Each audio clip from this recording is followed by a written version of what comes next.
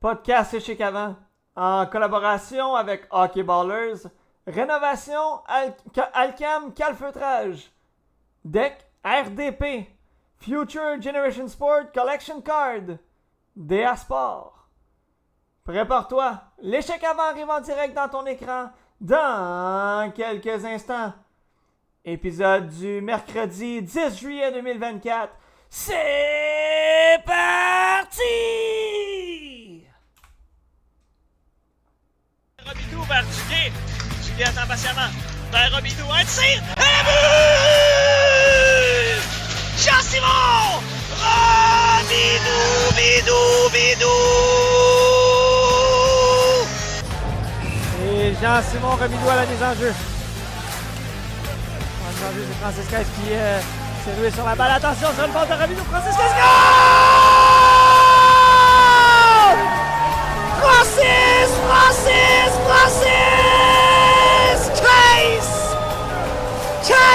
Case!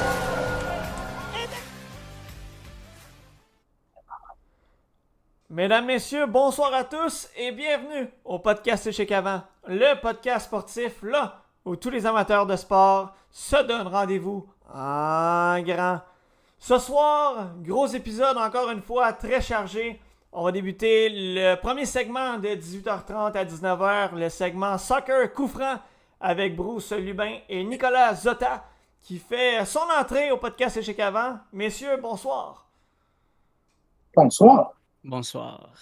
Messieurs, on a beaucoup de pain sur la planche, alors sans plus tarder, j'affiche rapidement là notre affiche de thème du segment que vous voyez à l'écran.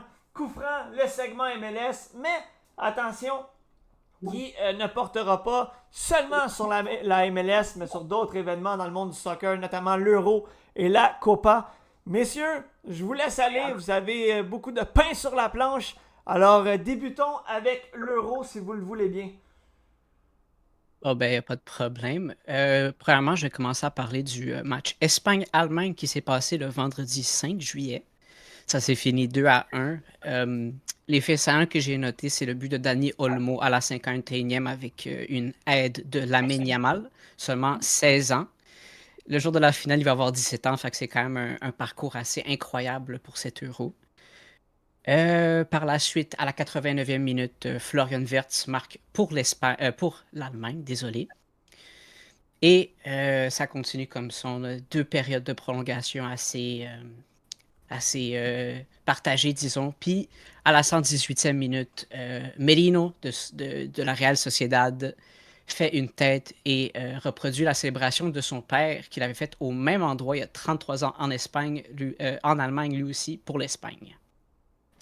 Par la suite, j'aimerais parler du match Pays-Bas contre Turquie. Donc, ce match s'est passé le samedi 6 juillet.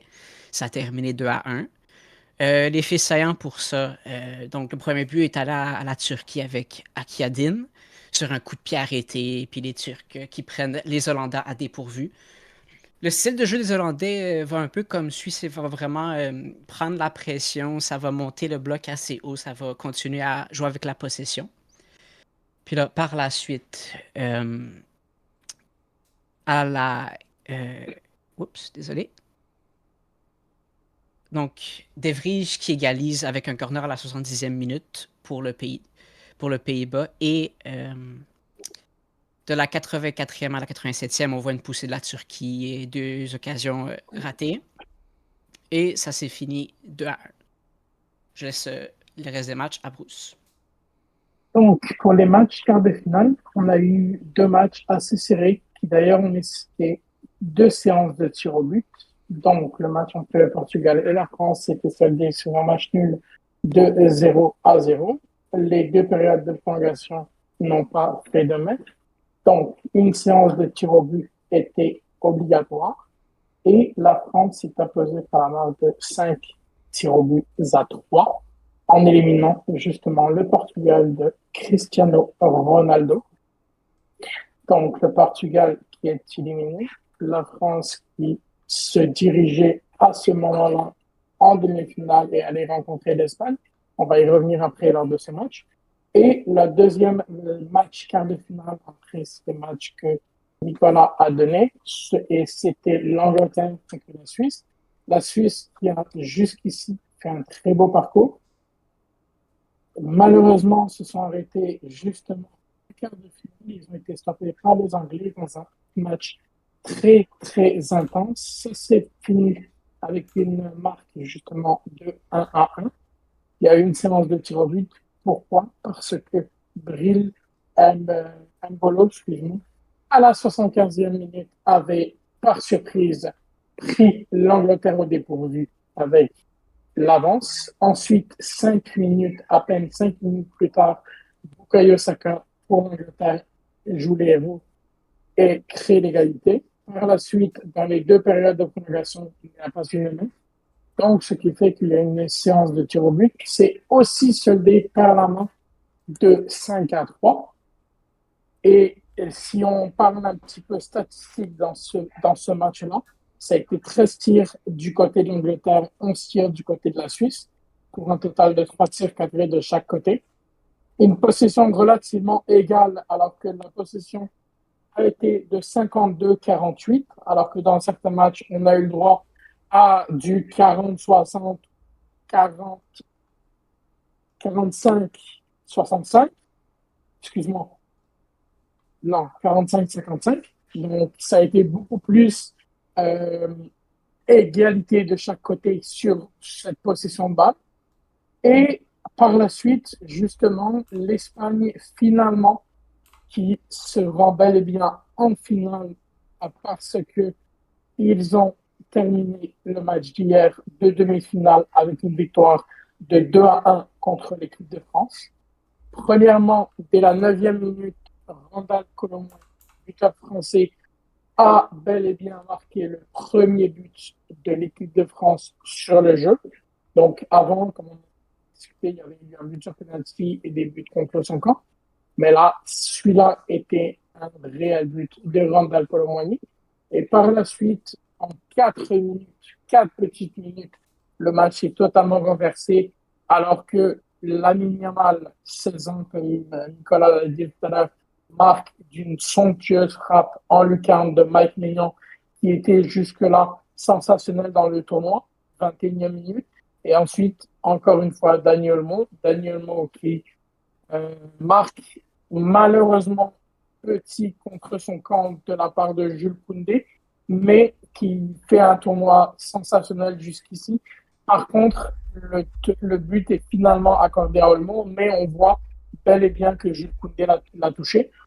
Donc, l'Espagne va l'emporter justement dans un match quand même moyen de la part des deux équipes. Il y a eu 9 tirs pour l'équipe de France, 6 tirs pour l'Espagne, la Roya. 3 tirs cadrés contre 2 pour l'Espagne. Ensuite, il y a eu un 59% de possession contre 41 en faveur de l'Espagne. Donc ça, oui, effectivement. Concernant les alignements, il y avait un 11 typique de Didier Deschamps, Kylian Mbappé, Randal Colomboigny et Ousmane Dembélé étaient titulaires, Rabiot, Tchouaméni, N'Golo Kanté. Et en défense, c'était du classique durant ce tournoi, tellement ils n'ont pas changé du tout pendant ce tournoi. Théo Hernandez, William Saliba, Dayot Upamecano et Jules Koundé. Et en gardien, Mike Maignan. Maintenant, je vais laisser poursuivre pour le match Pays-Bas-Angleterre. Mon cher collègue Nicolas. Le match Angleterre-Pays-Bas, ça vient juste de se passer. Le match était à 3h. Il s'est terminé vers 4h. Honnêtement, ça a été un match assez partagé, mais je donnerais plus la main à l'équipe hollandaise parce que vraiment pendant tout le match, même pendant la deuxième mi-temps que j'ai trouvé un peu bof honnêtement des deux équipes, le Pays-Bas continuait de contrôler, d'essayer de se trouver des occasions. Mais honnêtement, pendant la deuxième mi-temps, ça s'est pas vraiment concrétisé pour aucune des deux équipes vraiment jusqu'à la fin. Donc, premièrement, à la 7e minute, on a le petit Xavi Simons qui donne l'avance au sien à Dortmund avec un superbe tir de l'extérieur de la surface anglaise. Ensuite, à la 6e minute, après une vérification de la VAR sur une faute de Denzel Dumfries, que moi, personnellement, j'ai trouvé un peu sévère. Oups, désolé. J'ai trouvé un peu sévère parce qu'honnêtement, aller à la VAR pour quelque chose comme ça, je suis pas trop sûr. Mais bref, Harry Kane, comme d'habitude, il est super bon en penalty à part contre la France en Coupe du Monde. Ça, je crois que Bruce peut nous le témoigner. Effectivement, surtout que, justement, le dossier, il y en a un qui va beaucoup parler cet été et qui va encore continuer de faire parler. C'est le dossier de Xavier Simon, qui est toujours indécis présentement, parce que normalement, il est censé retourner au Paris Saint-Germain, et pourtant, présentement, on ne sait toujours pas ce qu'il va faire. Il est pisté du côté du Bayern, il est pisté encore en prêt du côté de Leipzig, mais pour l'instant, c'est toujours pas la situation concernant Xavier Simon. Donc, ça va être à voir cet été encore une fois. En effet, en effet. Bref, à la 23e minute, Kobe Menu, le jeune milieu de terrain mancunien, fait une superbe passe à Phil Foden qui a eu lui aussi une superbe saison avec Man City, même si j'ai de la misère à le dire en tant que fan d'Arsenal.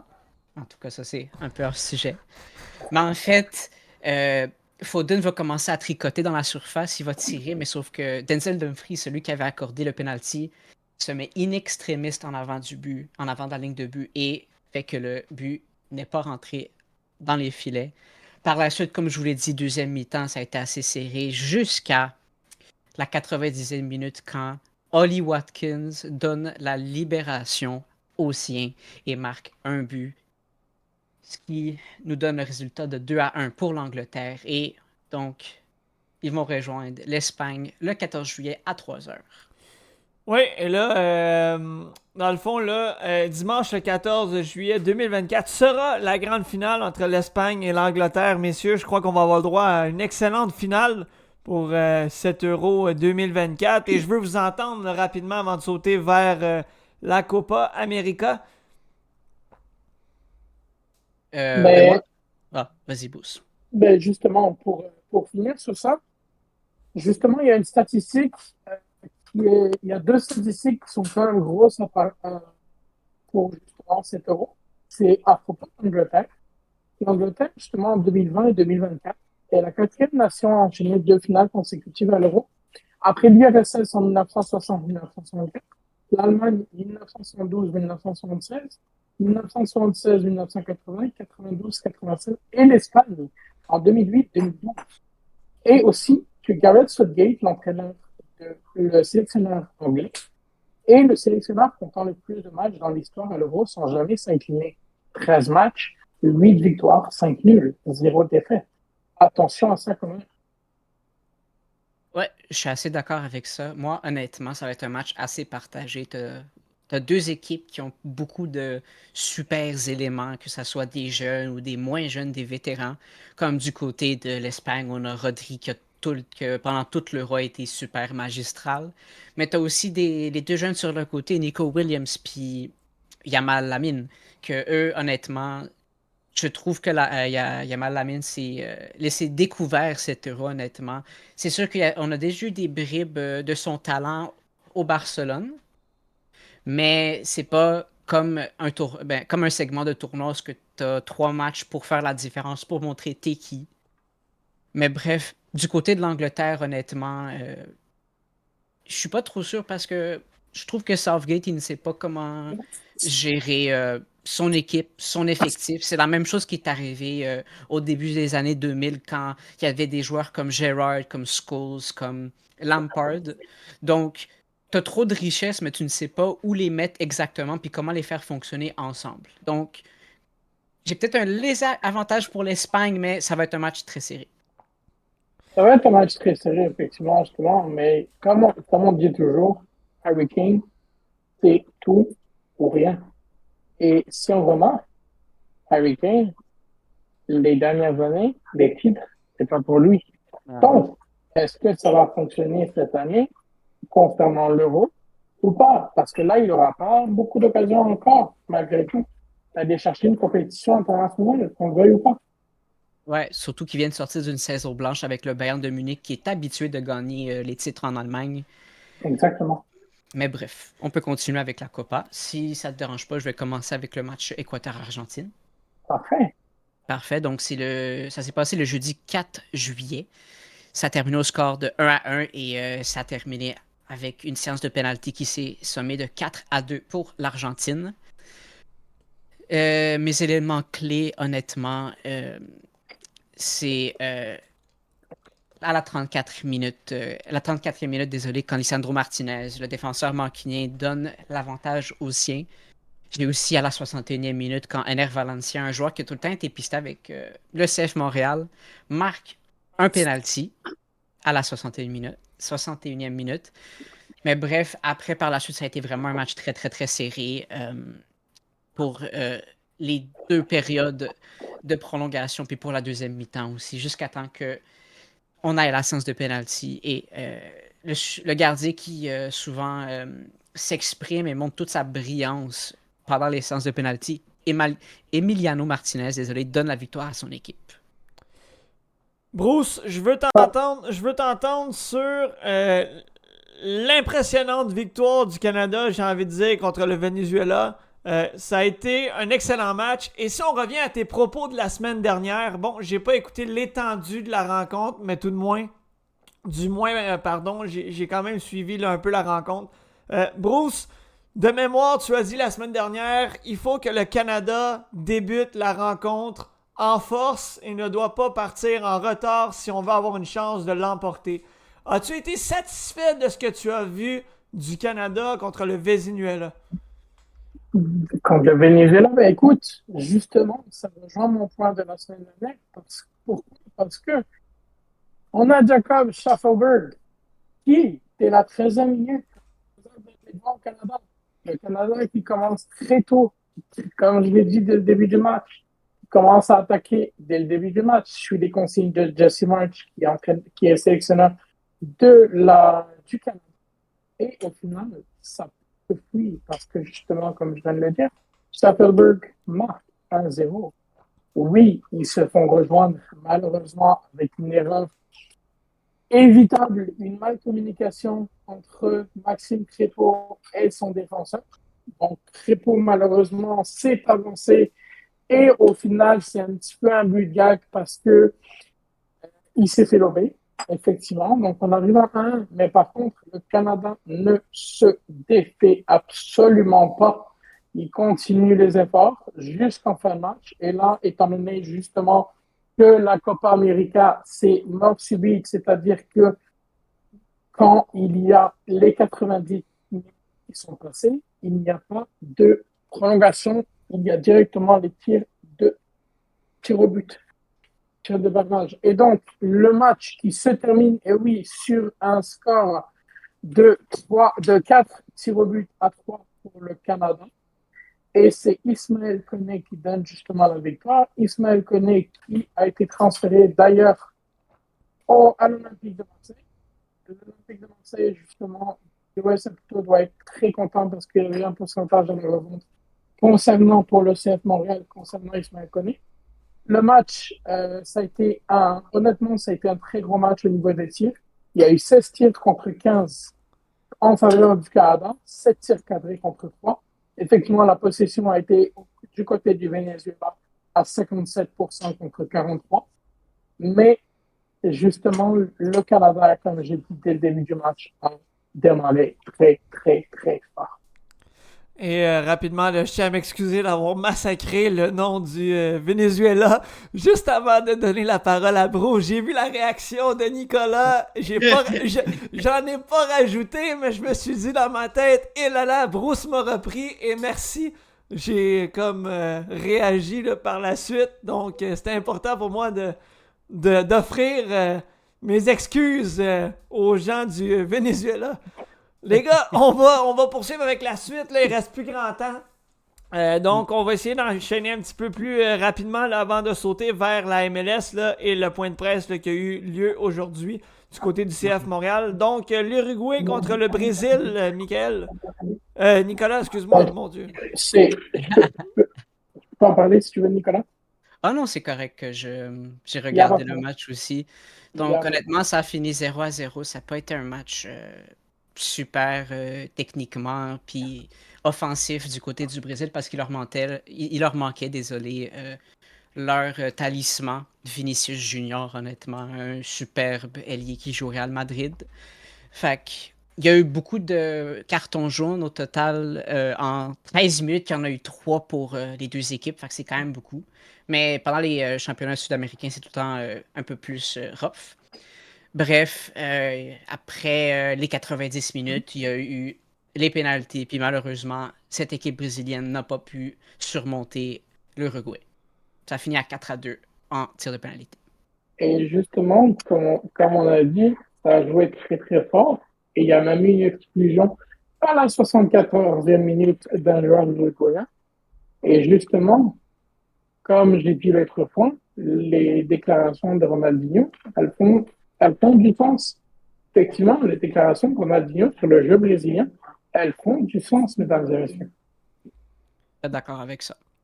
Le dernier match quart de finale opposait la Colombie au Panama dans une victoire de 5-0 de la Colombie. Ben, tout simplement, la Colombie, honnêtement, je veux dire, dès la première minute, était offensive complètement. Ça a commencé avec justement le but de Joan Cordoba à la 8e minute. Et à la suite, 15e minute, penalty de James Rodriguez.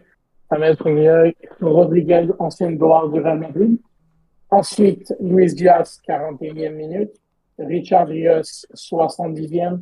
Et Miguel Borja vient parachever le succès colombien. Qui donne vraiment ce quart de finale directement avec cette marque effectivement de 5-0. La Colombie qui a dominé outrageusement tout ce match-là contre le Panama.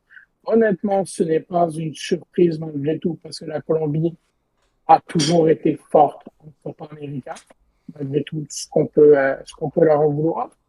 Mais ils vont avoir du jeu sérieux ce soir d'ailleurs contre l'Uruguay à 20h. Ça, c'est un match qui va aussi être très, très disputé entre les deux équipes. Si on y va avec les demi-finales, maintenant, tu as déjà avancé le match qui va avoir lieu ce soir entre l'Uruguay et la Colombie. Mais il y a eu un match hier entre l'Argentine et le Canada. Et je veux vous entendre, oui, sur la victoire rapidement là, de l'Argentine, mais on a mentionné aujourd'hui à la radio que certains n'avaient pas aimé la performance de Alphonso Davies dans le tournoi. Et j'aimerais vous entendre là, à ce niveau-là. Avez-vous été satisfait de la performance du joueur du Canada ou vous auriez aimé en avoir plus de la part d'un joueur comme Davis? Si je peux me permettre, honnêtement, le problème avec Davis, c'est que, pardonnez-moi l'anglicisme, mais il fait beaucoup de hero ball, dans le sens que dès qu'il y a une situation qui va pas marcher, il va souvent essayer de se projeter, puis peut-être faire un petit peu plus, un petit peu trop, je veux dire. Ça s'est produit pendant la Coupe du Monde 2022, où il a tassé Jonathan David pour prendre le penalty contre la Belgique, qui a malheureusement manqué. Honnêtement, je peux comprendre qu'il veut performer pour le Canada, mais sauf que c'est pas un effort d'un seul homme. Il faut que tout le collectif soit là. Puis malheureusement, le collectif n'était pas là hier. Vraiment pas, honnêtement. Je trouve que les deux attaquants, ils ont manqué de finition, ils ont manqué de qualité, que ce soit Kyle Aaron ou Jonathan David. Jonathan David, même si il joue à un très très haut niveau avec Lille en Ligue 1, on dirait qu'avec la sélection canadienne, il y a tout le temps un petit peu de misère à peut-être prendre le prochain step. Mais tout de même, on peut être très fiers de nous. C'est pas tout le monde qui peut arracher une demi-finale en Copa América, surtout à un format où on nous annonçait perdant dès les phases de groupe. Fait que moi, honnêtement, je dis bravo à Jessima, je dis bravo à tous les joueurs canadiens, puis j'espère qu'honnêtement, on continue sur cette très belle lancée. Effectivement, pour terminer justement sur la Copa América et sur le Canada, effectivement, ça a été quand même, oui, ça a été quand même un bon match. C'est sûr que on s'incline par le pointage de 2-0. 11 tirs contre 9, 3 tirs cadrés contre 2 en faveur de l'Argentine. Honnêtement, la possession de balle a été très correcte, 51% contre 49. Ça, j'ai été surpris quand même de voir ça. Par contre, concernant Alphonso Davies, malheureusement, on peut pas dire qu'il a la situation que tout le monde. Il a été blessé cette saison et une grosse blessure. Et c'est pas comme plusieurs autres joueurs qui jouent en MLS. Le joueur joue au Bayern de Munich. Il a beaucoup plus de matchs, beaucoup plus de compétitions. Il joue à la Ligue des Champions. Donc, c'est dur pour lui. Et là, présentement, je n'ai pas senti mauvais, j'ai senti fatigué. Et quand un joueur est fatigué comme ça parce qu'il joue beaucoup, effectivement, le problème, c'est que oui, il se projette vers l'avant. Mais quand tu te projettes vers l'avant et que tu es fatigué, tu ne peux pas faire des efforts, c'est là qu'il y a un problème. Et hier, on s'entend que le problème, c'est qu'on s'est fait avoir dans notre propre jeu. Pourquoi? Parce que, de un, Lautaro Martinez, Julian Alvarez et Lionel Messi, il fallait les avoir à l'œil. Alvarez et Messi ont marqué, mais il y a 15 fautes contre 5 du côté du Canada. 15 fautes, ce qui est dans un match de 90 minutes. 15, c'est énorme pour un match de Copa América. Pour un match de Copa América, malgré tout, si par exemple c'est le Brésil ou l'Uruguay ou quoi, ok. Mais là, c'est le Canada. On s'est fait pas mal dans le propre jeu parce qu'on a été à 15 fautes contre 5. Et le problème, c'est que ces fautes-là, il y a certaines fautes qui donnent justement les buts. Parce qu'on ne sait pas en notre propre jeu. Voilà pourquoi. Mais moi, honnêtement, il y a certaines fautes que je suis un peu indécis. Je trouve que l'arbitrage, honnêtement, pendant la Copa a été assez moyen, honnêtement. Je veux pas blâmer l'arbitre parce que c'est tout le temps c'est très facile de blâmer l'arbitre, honnêtement, quand un résultat va pas de notre côté. Mais honnêtement, je ne trouve pas que l'arbitre a été, ou l'arbitrage en général a été à la hauteur d'une compétition continentale pour la Copa América. Donc, voilà la victoire là, de l'Argentine 2-0 qui passe en finale de la Copa América et on va savoir là, plus tard ce soir si l'Argentine va affronter l'Uruguay ou la Colombie. Et le perdant là, du match de ce soir ira rejoindre le Canada pour la finale là, de la médaille de bronze. Messieurs, on va étirer le temps un peu du segment pour aller du côté du CF Montréal. Aujourd'hui, il y avait un point de presse là, dans l'organisation tenu par Gabriel Gervais, notamment sur l'embauche là, de Corey Ray à titre de conseiller là, à la stratégie sportive, mais également sur plusieurs autres points. Vous vouliez en parler là et on va vraiment baser là, le 10 minutes MLS sur le CF Montréal, sur le point de presse. Et ensuite, là, s'enchaînera le dernier segment LCF. Donc, allez-y les gars. Ok, ben si je peux commencer, moi, qu'est-ce que Gabriel Gervais disait entre autres, c'est que il a commencé en fait par donner un bilan de tout ce qui était positif ou négatif dans l'équipe. Ce qui est positif, c'est que les abonnés ont été sold out, c'est que il y a beaucoup de outreach à la communauté, fait qu'il y a des terrains de soccer qui vont être construits dans certains quartiers. Il y a plein d'activités que le club y font pour vraiment être en accord avec la communauté.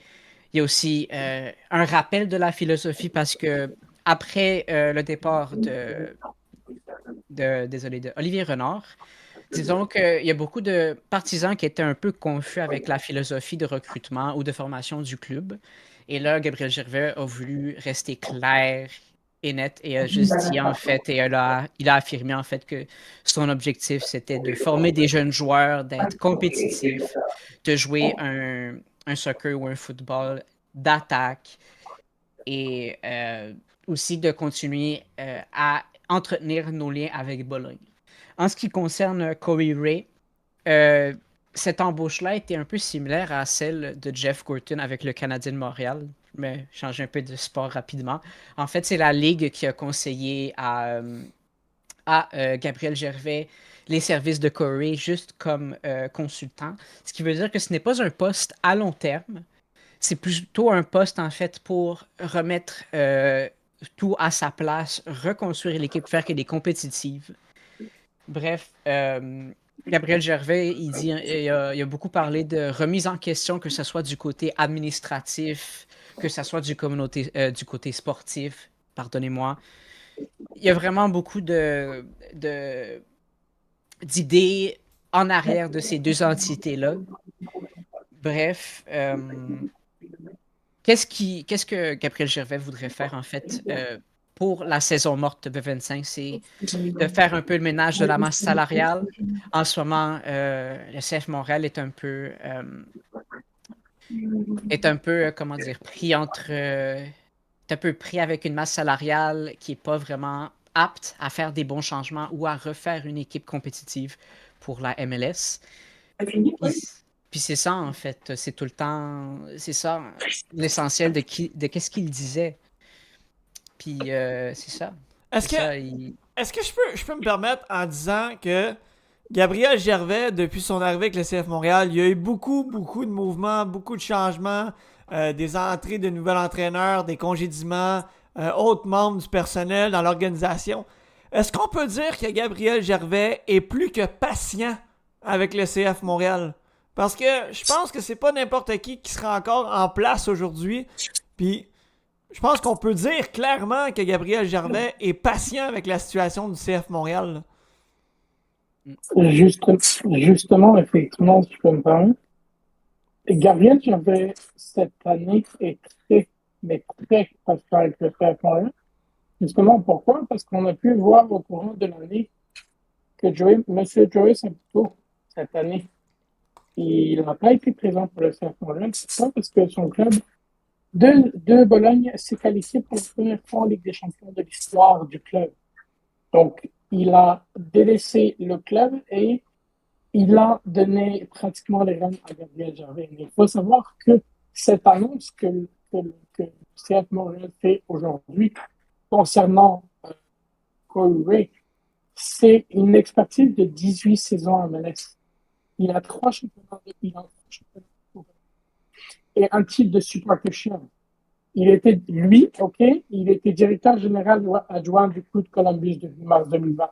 Il était aussi directeur général du Club Columbus 2 depuis leur saison inaugurale en 2022.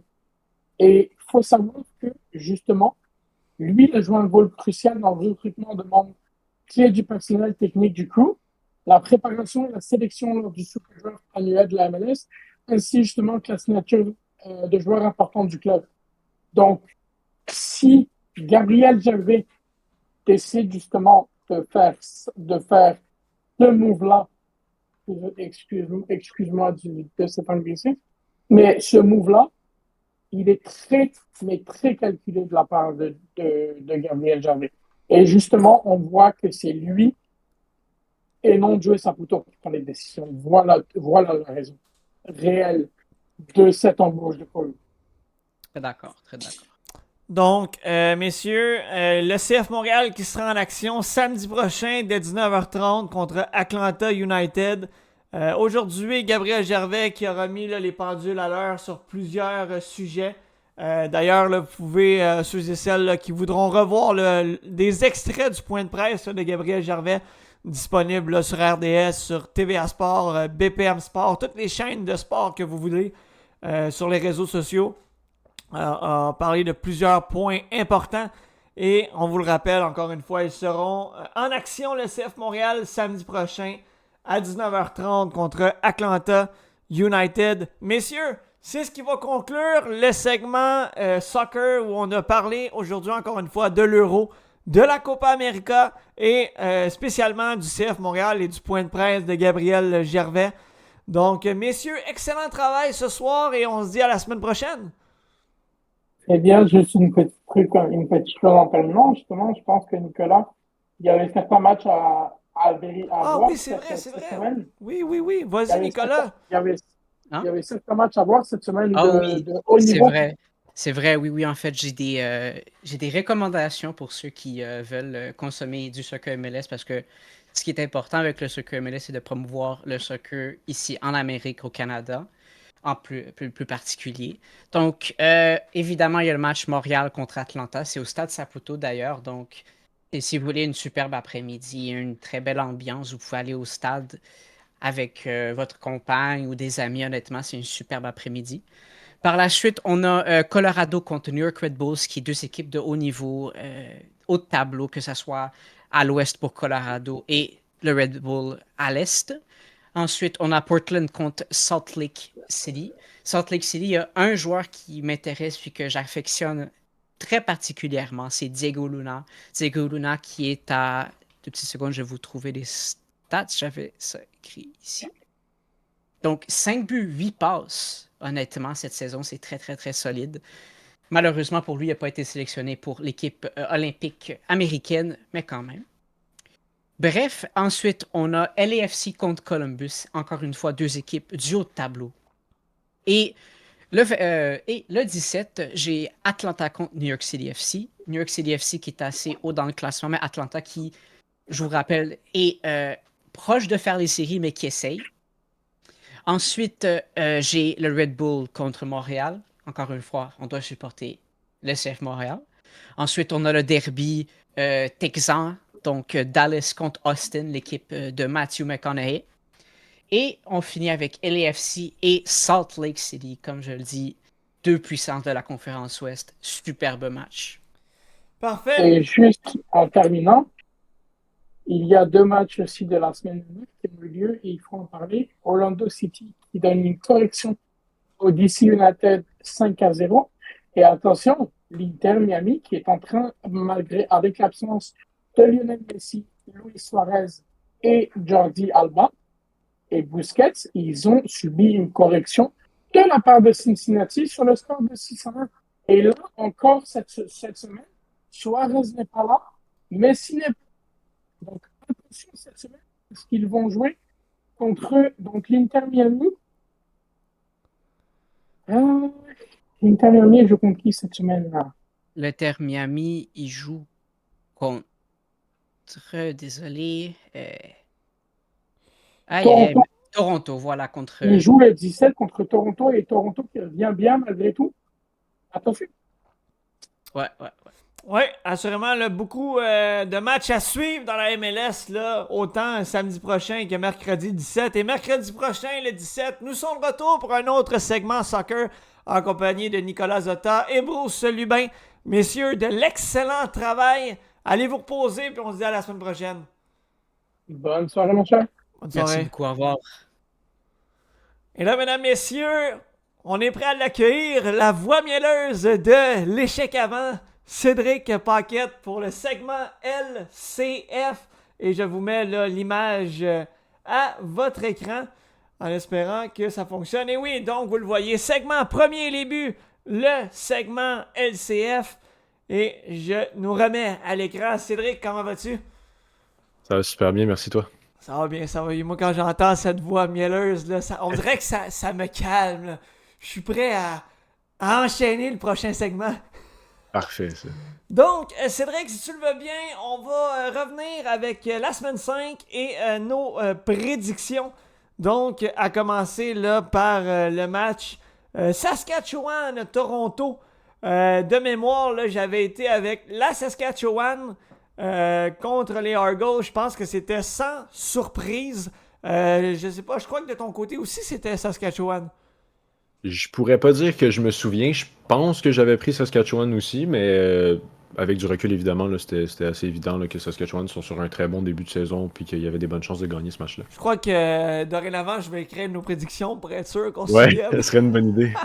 Donc, si on regarde rapidement là, les statistiques au niveau là, des 2 équipes dans cette rencontre, eh bien, Cameron Dukes, c'est 19 en 33 pour 206 verges, 4 interceptions pour le corps arrière là, des Argonauts de Toronto.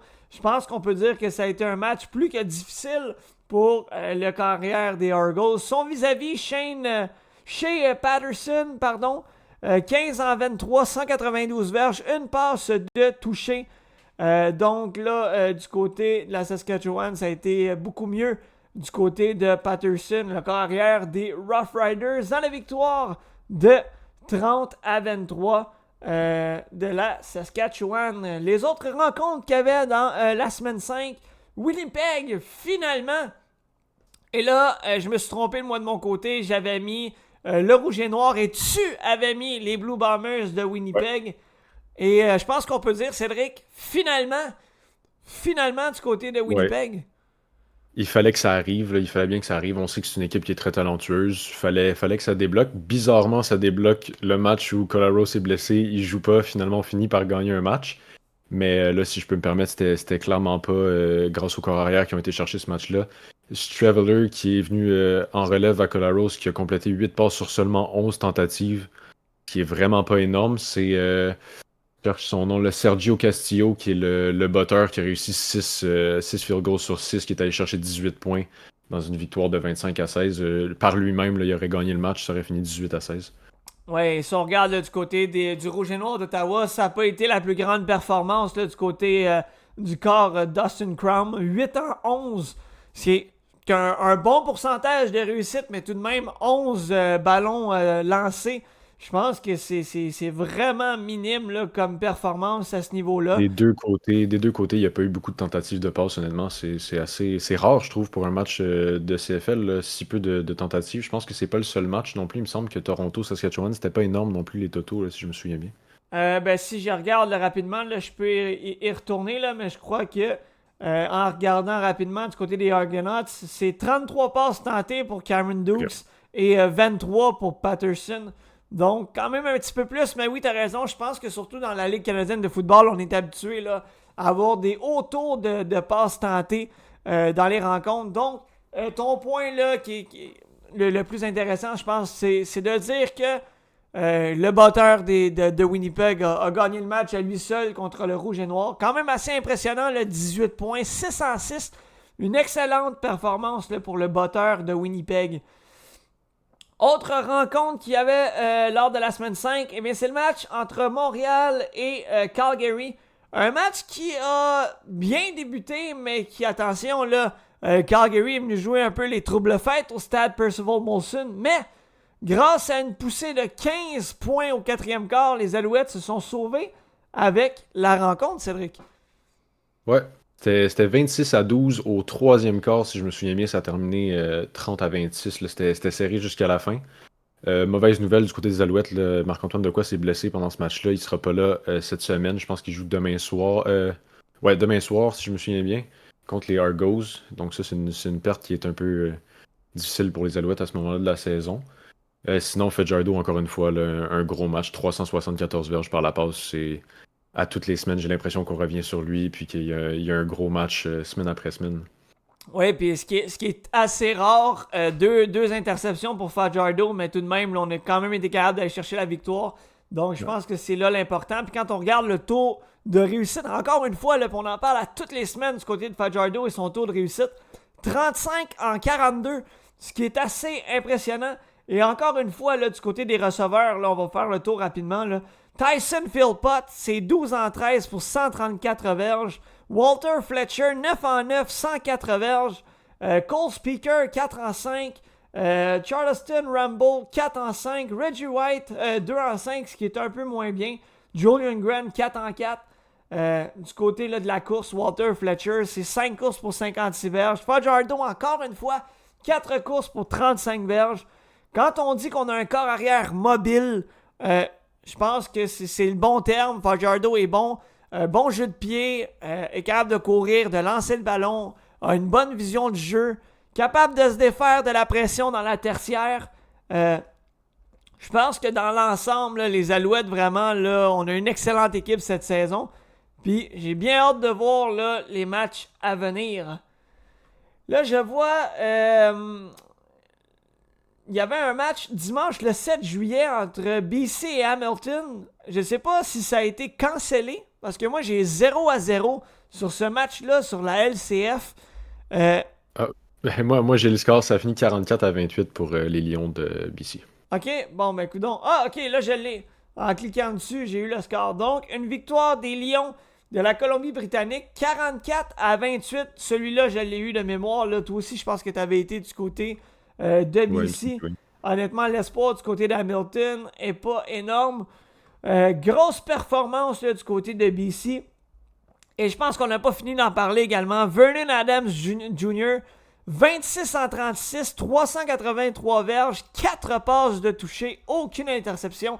Et encore une fois, une grosse performance de William Stenbach, 14 courses, 82 verges. Et là, du côté de la réception, si on regarde ça, là, Justin McInnes, 10 en 13, 144 verges, 2 touchés. Alexander Hollins, 6 en 6, 116 verges. William Stenbach, 5 en 7, 74 verges. Quand même là, impressionnant là, la parité qu'on peut avoir là, du côté des du côté, voyons, voyons, si je m'en finis par le dire, des receveurs de passes, finalement, merci, du côté de BC. Il commence à être tard, hein? Et là là. Du côté de Hamilton, dans la défaite, je pense qu'on peut dire que ça a été une bonne performance quand même de Bo Levi Mitchell, mais on revient au même point que la semaine dernière. Beaucoup de tentatives de passe, une grosse récolte au niveau des verges du côté d'Hamilton. Là, la différence, c'est qu'on est parvenu à mettre plus de points au tableau. Mais, tout de même, on s'incline encore une fois là, du côté de Hamilton. Quand on regarde du côté des receveurs de passe, Jim Butler, c'est 9 en 11 pour 108 verges. Trevor Bridge, 6 en 8, 87 verges. Il y a beaucoup de receveurs là, qui ont des grosses récoltes, mais on n'est pas capable de remporter un match. Est-ce qu'on peut dire présentement que le gros problème du côté d'Hamilton, c'est la défense? Ben, c'est sûr que là, on réussit finalement à aller chercher 28 points. Mais finalement, tout ça pour perdre, on accorde 44 points. Ça commence à être beaucoup. Là. C'est sûr que je pense qu'il y a clairement un problème de ce côté-là du terrain. Là. Si on va voir du côté des classements, donc dans l'Ouest et dans l'Est, Saskatchewan qui est premier dans l'Ouest avec 4 victoires, 8 points.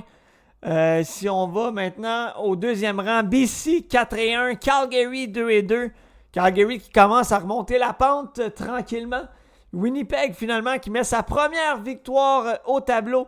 Une victoire, 4 défaites et les Elks d'Edmonton toujours à 0 et 4.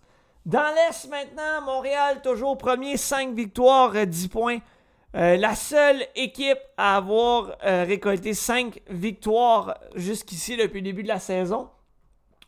Toronto et le Rouge et Noir, deuxième et troisième à 2-2. Et en cinquième position, soit avec la pire fiche de la LCF, c'est Hamilton à 0-5.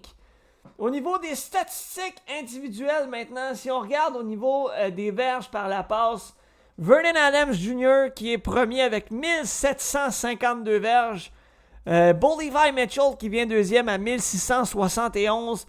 Cody Fajardo complète le top 3 avec 1574 verges. Et si on regarde le top 4 en haut de 1000 verges, c'est McLeod Bethel Thompson du côté d'Edmonton avec 1225 verges. Au niveau des touchés par la passe, Bo Levi Mitchell avec 11, Adam Jr. 11, Fajardo 10. Ça, c'est le top 3 du côté des touchés par la passe. Et au niveau des verges par la course, William Stenbach qui est le seul au-dessus de 300 avec 311 verges par la course. Raquel Amstead du côté d'Ottawa avec 275. Kadeem Curry avec 269. Et Brady Oliveira avec 257. Et on y retrouve dans le top 5 le Walter Fletcher à 230 verges. Si je regarde au niveau de la défense maintenant, dans la LCF, si on arrive à me le donner du côté de la LCF, tu me le donner, ça semble être long. Bon, je pense qu'on va... Ah, bon, je l'ai. Donc, au niveau des plaqués, Tyrese Beverett du côté de Montréal avec 34 est bon premier. Ben Ladick 32 plaqués. Je regarde au niveau des sacs, le Noah Curtis c'est 3, Devin Ardems 3, Brendan Barlow 3. Au niveau des interceptions, Roland Milligan avec 3 du côté de Saskatchewan. Encore du côté de Montréal, du côté des échappées provoquées, Tyrese Beverett avec 2. Et au niveau des échappées recouvrées, Jammer Turman du côté de Saskatchewan avec 3. Je pense que ce qui est le fun là-dedans, là, c'est qu'on retrouve beaucoup d'alouettes dans les top 5. Je peux même rajouter là, pour les échappées forcées, il y a Tyrese Beverett en première place qui est égal avec Darnell Sankey qui joue les deux là, pour les alouettes qui en ont 2 qui mènent la ligue présentement. Oui, effectivement, là, très bon point. Je l'avais pas vu d'ailleurs. Ça revient à ce que je dis là. Autant offensivement que défensivement, on retrouve beaucoup d'alouettes là, dans les statistiques. Puis si on va voir au niveau des unités spéciales, Sean White, au niveau des placements, qui en a complété 14. Au niveau des dégagements, bon, ça c'est un peu moins important. Retour de beauté. Terry Williams, du côté de la Colombie-Britannique, c'est 404 verges d'accumuler jusqu'ici. Et si on regarde là, du côté des retours de dégagement, c'est James Letcher Jr. du côté de Montréal à 321 verges. C'est le seul qui en a plus de 300. Au niveau des retours de placement ratés, bon, Mario Alford, 81 verges. Et au niveau des bottées d'envoi, Stephen Flintorf, il y a un méchant beau nom de famille, a totalisé 1519 verges depuis le début de la saison. Si on regarde, là, j'essaie d'aller voir les statistiques. Je les ai dessus. Au niveau, là, bon, on a fait le tour pas mal, là, au niveau des statistiques. Donc, on va aller voir, là, nos prédictions pour la semaine numéro 6, qui est la prochaine semaine dans la LCF. Et ça va débuter jeudi soir à 19h30, alors que Montréal reçoit Toronto. Montréal qui va être beaucoup actif là, dans les prochains jours là, avec le calendrier de la LCF. Notamment, là, vous l'aurez vu, on a joué samedi soir dernier. Et là, on joue jeudi soir et ensuite, de mémoire, là, on va retrouver le terrain la semaine prochaine, le vendredi. Donc, c'était surtout 2 matchs là, en une semaine pour les Alouettes. D'ailleurs, là, on a hâte de voir comment Montréal va rebondir là, avec peu de temps de repos. Toronto-Montréal, de mémoire, c'est le 2e affrontement de la saison entre les deux équipes et Montréal l'avait emporté dans le premier match. J'essaie d'aller voir là, si c'est dans la semaine numéro 3 de mémoire. Non. La semaine 4, La semaine 4. où Ouais. Montréal l'avait emporté 30-20 à Toronto sur les Argos de Toronto. Donc, semaine 6, soit 2 semaines plus tard, on reçoit Toronto au stade Percival Molson dans une ambiance là, phénoménale depuis le début de la saison. Le stade Percival Molson qui à chaque match est plein à craquer, à guichet fermé. Je pense que c'est le fun de voir à quel point les partisans sont derrière les Alouettes. Là. Puis on aime le produit que donnent les Alouettes depuis la saison dernière. Montréal, Argo, je pense que sans surprise, là, bon, je dis sans surprise, ça va dépendre de voir aussi le niveau là, de fatigue du côté des Alouettes. Mais je pense tout de même que Montréal va l'emporter. Je suis complètement d'accord avec ça. Les Argos, là, encore une fois, ils n'ont pas leur premier quart. C'est Cameron Dukes en ce moment, ça va pas super bien pour lui. Je pense que la défense des Alouettes sont capables de se faire payer pour ses erreurs. Je pense que encore une fois, les Alouettes vont l'emporter. Ça va commencer à être difficile là, de toujours prendre les Alouettes dans nos prédictions semaine après semaine, mais je pense pas que c'est cette semaine qu'ils vont subir leur première défaite, honnêtement. Non, puis, tu sais, tu soulèves un bon point. C'est sûr que plus les semaines vont avancer, on va pogner des équipes comme la Saskatchewan. On va pogner, tu sais, on risque de pogner des bonnes équipes. On va pogner BC, tu sais, qui sont 2 grosses puissances dans l'Ouest. Donc, c'est sûr que ça va devenir difficile, mais c'est là où on va voir un peu là, comment les Alouettes vont réagir. Tu as soulevé un bon point du côté du match entre Montréal et Toronto. C'est Cameron Dukes contre Cody Fajardo. Je pense que Fajardo a si c'est pas 2 coches au-dessus de Dukes. Ce qui met là, fortement là, les Alouettes favoris dans cette rencontre. Et ça reste tout de même un match de division, donc un match important que tu ne veux pas échapper. Parce qu'on le sait, là, ça peut aller vite au niveau du classement si tu l'échappes.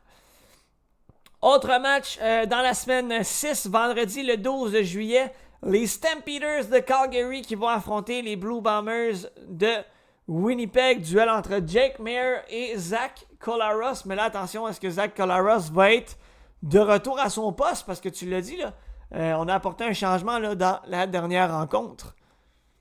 Ouais, ben c'est sûr que c'était dû à une blessure là, de Collaros. C'est ce qui va être disponible pour jouer le prochain match, ça à voir. Malgré tout, je pense que les Stampeders sont sur la bonne voie présentement. Mais il faut pas oublier aussi là, que les Bombers viennent de gagner leur premier match de la saison aussi. Je pense que ça va être une rencontre plus serrée qu'on pourrait s'attendre. Mais j'irai quand même avec Calgary pour cette semaine. Oui, je suis d'accord. Moi aussi, là, je pense que je vais aller du côté de Calgary. Et petit rappel, là, le match des Alouettes qui va être présenté jeudi dès 19h30 sur RDS Et pour ceux qui voudront suivre le match entre les Blue Bombers et les Stampeders, ça va être présenté vendredi sur RDS dès 20h30. Autre rencontre dans la semaine 6, les Rough Riders de la Saskatchewan vont affronter les Lions de la Colombie-Britannique. Et là, on parlait tantôt de gros affrontements à venir pour les Alouettes. Je pense que là, on en a un gros. C'est probablement le plus gros match là, de la semaine, peut-être même depuis le début de la saison. Entre deux puissances, Trevor Harris contre Vernon Adams Jr. À quoi on doit s'attendre d'une rencontre entre Saskatchewan et la Colombie-Britannique? Ça va être des jeux par la passe, ça va être beaucoup de verges par la passe. Là, présentement, je vais glisser ma statistique ici. Vernon Adams, qui est sur un pace de 6000 verges pour la saison, qui serait le 3e corps arrière à atteindre ce nombre de verges-là dans une saison de l'histoire de la CFL. Ce que je peux dire par contre sur ce match-là, présentement, les Rough Riders sont à 4 victoires, 0 défaites. Ont joué semaine 1 contre Edmonton, semaine 2 contre Hamilton, semaine 3 contre Hamilton et semaine 5 contre Toronto. C'est 3 de ces 4 victoires-là contre des équipes qui ont toujours pas de victoire cette saison. Moi, je pense que c'est peut-être moins serré comme match qu'on pourrait croire dû au classement présentement. Je pense que les Lions ont une coche au-dessus des Rough Riders. Je pense que les Rough Riders ont eu la chance, quelque peu, là, d'avoir des matchs un petit peu plus faciles depuis le début de la saison. Moi, j'irai avec BC pour cette semaine. Tu soulèves de bons points et je vais me ranger également du côté des Lions qui, malgré là, une défaite, ont un match de plus, là, bien sûr, de jouer. Je crois que le fait que les Lions ont peut-être joué des matchs contre des équipes mieux bâties, si je peux le dire comme ça, là, des matchs un peu plus difficiles, malgré les grosses performances, là, tout de même. Je crois que les Lions vont l'emporter également du côté de la Saskatchewan. Et le dernier match de la semaine numéro 6 sera présenté dimanche le 14 juillet. Duel entre le Rouge et Noir d'Ottawa et les Elks d'Edmonton. Duel entre Drew Brown et McLeod Bethel-Thompson. Et là, est-ce que finalement Edmonton pourrait remporter son premier match de la saison? Je pense que je dis ça là, depuis les 2 dernières semaines. Là, à chaque fois qu'il y a un match contre Ottawa, c'est le bon match pour ramasser la première victoire de la saison. Je pense que j'ai pas été sur la bonne voie là, pour ces prédictions-là de ce côté-là. C'est sûr qu'Edmonton ont un très mauvais début de saison, là, ça va pas super bien. Je pense que Ottawa sort d'un match difficile. Drew Brown a eu une performance assez mal vue, là, disons. La semaine passée, c'était pas son meilleur match du tout. Je pense qu'il va être capable de rebondir. Je pense qu'il devrait être capable de l'emporter contre les Elks cette semaine. On dirait que je suis comme pas sûr pour ce match-là. Je regarde rapidement là, les derniers matchs du côté d'Edmonton partant de la semaine 1. 21 points, 20 points, 36 points, 21 points. On n'a pas joué dans la semaine 5. On est de retour dans la semaine 6. On est frais et dispo. On est capable de mettre beaucoup de points au tableau. Du côté d'Ottawa, c'est peu convaincant. Je vais y aller du côté d'Edmonton. Je vais y aller avec une première victoire des Elks parce que j'ai pas confiance en Ottawa, même s'ils ont 2 victoires de plus qu'Edmonton. Quand on regarde leur dernier match, ça a été difficile. T'as perdu contre le botteur adverse. Je pense que ça en dit long. Donc, je vais espérer ne pas me tromper, mais je serais pas surpris de me tromper. Mais peut-être pour en rajouter à ton point, là, Edmonton, première semaine contre les Rough Riders, là, j'ai apporté le point que les Rough Riders ont peut-être eu des matchs plus faciles. Donc ça, c'est à voir de quel côté on se range là-dessus. Semaine 2, c'était contre Montréal, qui est présentement la meilleure équipe de la Ligue. Semaine 3 contre Hamilton, non pas contre Hamilton, contre Toronto, qui sont quand même 2-2 aussi, si je me souviens bien. C'est quand même pas un match facile. Ils ont perdu par 3 points, ils ont été chercher 36 points. Le seul défaut de ce match-là, ils en ont accordé 39. Puis à la semaine 4, ils ont joué contre les Lions de la Colombie-Britannique. Donc quand même, 4 matchs pas nécessairement faciles pour Edmonton. Là, peut-être le plus facile aurait été contre Toronto, et ça veut en dire beaucoup. Fait que je pense que c'est pas impossible non plus là, qu'ils gagnent, mais je vais rester avec ma prédiction d'Ottawa quand même pour cette semaine. Non, puis t'as soulevé un bon point en terminant. Tu sais, quand on revient à la semaine 1, on a perdu 29-21 contre Saskatchewan, mais après ça, ça a été quand même assez serré, là. On a perdu 23-20 contre Montréal, 39-36 contre Toronto. Là, on a ensuite 24-21 contre BC. Donc, tu sais, t'as perdu contre... tu sais, je vais mettre Saskatchewan, BC et Montréal qui sont des gros clubs. Mais à part la Saskatchewan, t'as été à 3 points près de l'emporter. Donc, on voit un peu là, que Edmonton, ça s'en vient. Donc, je pense, là, tu sais, le point le plus important que tu as souligné, c'est que c'est probablement le meilleur timing, pardonnez-moi l'anglicisme, là, mais c'est probablement le meilleur timing contre le Rouge et Noir d'Ottawa pour aller chercher ta première victoire de la saison. Ouais. Donc, ça fait pas mal le tour de la LCF, mesdames, messieurs. En résumé, ce soir, à 18h30, le segment coup franc MLS, le segment soccer avec Bruce Lubin et Nicolas Zotta qui faisait son entrée à l'échec avant. On a parlé de l'Euro, de la Copa América et de la MLS, mais surtout du CF Montréal et du point de presse de Gabriel Gervais. S'en est suivi le segment premier début, la LCF, où nous sommes revenus sur la semaine numéro 5 et nos prédictions également. On a fait le tour du classement et des statistiques à jour présentement dans la Ligue canadienne de football. Et on a fait les prédictions de la semaine 6, la semaine à venir, là, qui débute demain soir dans la LCF avec un affrontement entre Montréal et les Argonauts de Toronto qui seront de passage au stade Percival Molson. Mesdames, messieurs, ça a été un plaisir d'avoir été avec vous pour ce podcast du mercredi 10 juillet 2024.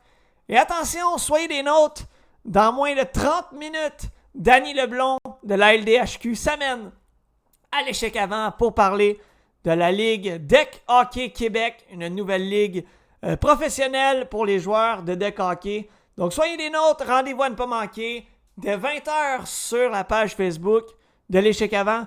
Cédric, merci encore une fois et on se dit à la semaine prochaine. Bonne soirée, à la semaine prochaine. Bonne soirée à tous et à tantôt.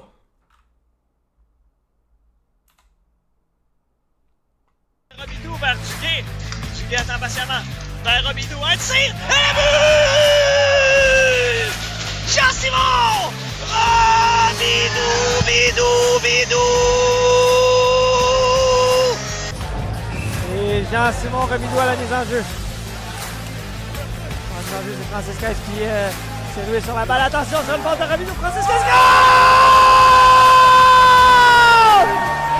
Francis!